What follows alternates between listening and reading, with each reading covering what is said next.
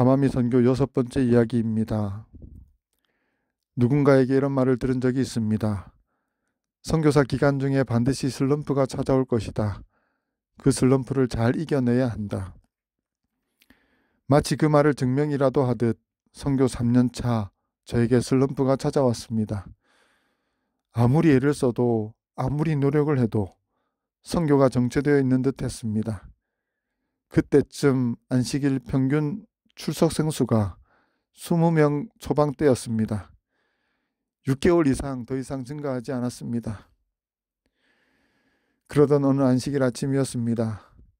저에게 한 가지 고치고 싶지만 고쳐지지 않는 습관이 있습니다. 설교를 하는 방식입니다. 저는 설교를 할 때 한 주 동안 준비한 원고를 암기해 설교를 하는 습관이 있습니다. 목회 처음부터 가져온 습관인데 지금은 고치고 싶어도 고쳐지지가 않습니다. 그래서 설교를 준비하는 시간이 필요 이상으로 깁니다. 문제는 일본에서는 일본어로 설교를 해야 한다는 것이었습니다. 한국어로 설교를 외우는데도 시간이 필요 이상으로 많이 소모되는데 일본어로 외우는 데는 얼마나 많은 시간이 필요했을까요? 저는 금요일 하루 종일 그리고 금요일 밤에도 거의 밤을 새다시피 하기 일쑤였습니다. 그날 안식일 아침 전날 거의 밤을 새다시피 해 피곤한 몸을 가지고 의자에 앉아 교회 갈 준비를 하고 있었습니다. 그런데 한 통의 전화가 걸려왔습니다. 안식일 아침에 목회자에게 걸려오는 전화는 대부분 기쁜 소식이 아닙니다. 많은 경우 교회에 결석할 수밖에 없다는 통보 전화입니다. 그 전화도 그랬습니다. 그리고 조금 후 또 한 통의 전화가 걸려왔고 또 조금 후 또 한 통의 전화가 걸려왔습니다. 모조리 오늘 교회에 올 수 없다는 전화였습니다. 그 순간 온 몸에 힘이 몸 밖으로 빠져나가는 듯 했습니다. 슬럼프로 인해 몸과 마음이 지칠 대로 지친 상태인데 설상가상 그날 안식일에는 교회 결석한다는 세 통의 전화를 받았기 때문입니다. 순간 저는 하나님께 원망의 기도를 드렸습니다. 하나님, 저 많이 힘듭니다. 아무리 애를 써도 선교가 되지 않습니다. 저를 이렇게 쓰시려고 부르셨습니까? 하나님이 원망스럽습니다. 하나님이 살아계시고 하나님이 나와 함께 하신다는 사실을 경험하고 싶습니다. 여기까지 기도하는 중에 순간 저는 하나님께 내기를 걸었습니다. 하나님, 하나님이 살아계시고 저와 함께 하신다면 오늘 교회에 25명을 보내주세요. 그러면 제가 하나님이 살아계시고 나와 함께 하신다는 사실을 믿겠습니다.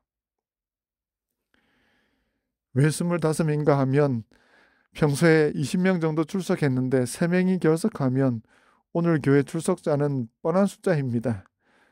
더구나 25명은 이제까지 한 번도 출석한 적이 없는 수이기도 했습니다. 과연 그날 어떤 일이 벌어졌을까요? 기도를 드리고 교회로 향했습니다.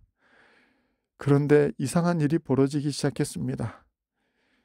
교회에 들어가니 한 번도 본 적이 없는 중년의 남성 한 분이 앉아 있었습니다. 어떻게 오시게 되었는지 물으니 지나가다가 교회 간판이 있어 궁금해 들어오게 되었다는 것입니다. 그리고 안식일 학교가 시작할 때쯤 두 분의 한글학교 학생이 들어왔습니다. 교회에 한 번도 온 적이 없는 분들이었습니다. 그래서 물었습니다. 어떻게 오늘 이렇게 오셨나요? 그분들의 대답이 오늘 왠지 교회에 오고 싶은 마음이 생겨오게 되었다는 것입니다. 그런데 두 분이 약속도 하지 않고 왔는데 교회 앞에서 만나 함께 들어왔다는 것입니다. 그리고 조금 후 삼육고등학교 졸업 후 신앙생활을 하지 않고 있던 한 집사님의 아들이 수년 만에 출석을 했습니다. 그리고 예배 시작 전에 육지에서 한 가정이 들어왔습니다. 그 가정은 암암이가 고향인데 부모님을 뵈러 왔다가 안식일이라 교회에 오게 되었다는 것입니다. 그렇게 해서 예배 시작되기 전 출석생 수를 세보았습니다. 여러분, 그 수가 몇이었을까요? 수를 세어보니 정확하게 25명이었습니다. 안식일 모든 일정을 마치고 교회에서 200m 떨어진 주차장에 차를 가지러 갔습니다. 늘 그렇듯 그날도 온몸에 진이 다 빠진 듯 지친 몸을 이끌고 차의 문을 열고 차에 탔습니다. 그런데 자리에 앉는 순간, 그 순간에 저의 눈에서 뜨거운 눈물이 흘러내렸습니다. 뜨거운 눈물이 주체할 수 없이 흘러내렸습니다. 그리고 터져 나오듯 울음을 울어버렸습니다. 여러분, 그 울음의 의미를 아시겠습니까? 나의 아버지는 늘 나와 함께 하시고 계신데 의심하고 하나님이 나와 함께 하심을 경험케 해달라고 믿음 없는 한 선교사가 부리는 응석을 무시하지 않으시고 우리 하늘 아버지가 들어주셨던 것입니다. 여기까지 온 것도 다 하나님이 하신 일인데 마치 자기가 한 것처럼 감사하지 못하고 불평만 하는 한 선교사의 넋두리를 우리 하나님이 들어주셨던 것입니다.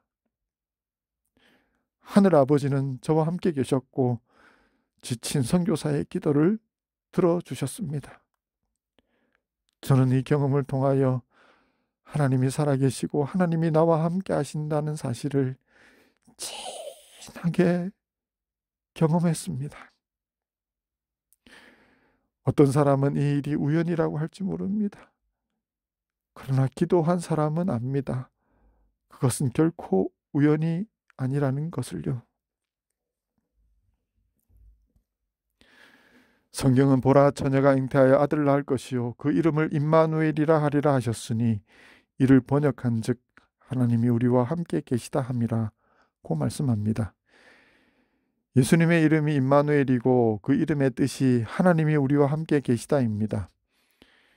이름의 히브리적 개념은 개체 확인의 수단이라는 차원을 넘어 그 존재 자체의 계시를 의미합니다. 하나님께서 아브라함을 부르시며 그에게 준 약속 가운데 하나인 내 이름을 창대케 해 주시겠다는 말씀 속에 이름이 갖는 히브리적 개념이 잘 나타나 있습니다.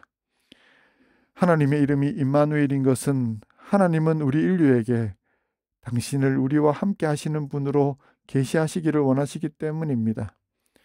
예수 그리스도를 통하여 역사에 들어오신 매우 특별한 방법으로 말입니다.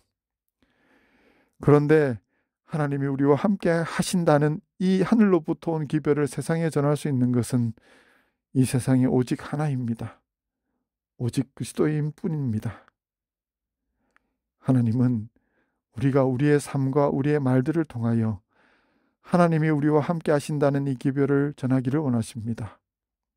우리의 삶과 우리의 말들과 우리의 간증을 통하여 이 위대한 기별이 세상에 전해지기를 소망하며 말씀을 마치겠습니다.